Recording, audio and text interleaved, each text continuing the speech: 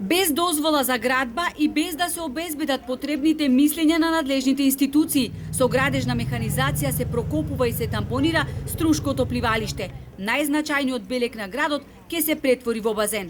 Председателот на пливачкиот клуб Струга, Ѓорги Ќурковски, вели дека пливалиштето е нивна собственост и оти постапувале согласно проект изготвен од Градежниот институт на Македонија. Ја искористивме, вели Ќурковски, механизацијата со која се чистеше коритото и стујето на Дрим, за да исчистиме тињата од пливалиштето, која се таложеше со години, за да можеме да го тампонираме дното на пливалиштето. Ова е првата фаза, фактички правиме темел, да речем, на тој базен, односно плоча. Сакаме да стигнеме до плочата, сега плоча која е на чисто дно. Ќе биде бетонска плоча, ќе биде поплочен базенот долниот дел? Па да, ќе биде поплочен базенот. Дали, рековте, имате проект изготвен, но дали има одобрение за интервенција за градба од ресорните министерства? Не, ова ние не ги имаме тоа поставено на тоа ниво, затоа што сега само ја вадиме тината и ставаме чист тампон. Базенот ќе бил подигнат повисоко од езерското ниво, а ќе го полнеле со вода од езерото со помош на пумпи.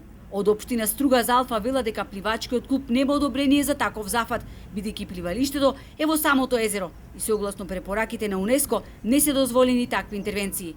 За градежните зафати на пливалиштето побаравме став и од Агенцијата за млади и спорт, од каде вела дека со механизацијата таму се направиле и дополнителни оштетувања на зидините. Не се во добра кондиција тие зидови.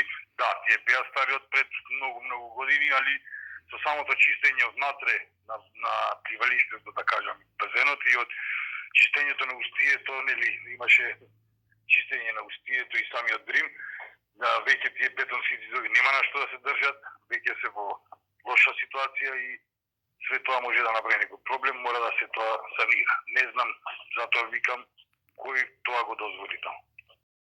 И додека надлежните не преземаат ништо да ги спречат активностите на пливалиштето, за кое вела дека се прават на своја рака, стружени преку социјалните мрежи се организираат да го спасат објектот кој за нив е душата на градот.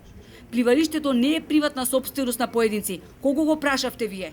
Спречете го уништувањето на нашето пливалиште. Прво ги срушија трибините за комерцијални цели и тогаш никој не реагираше.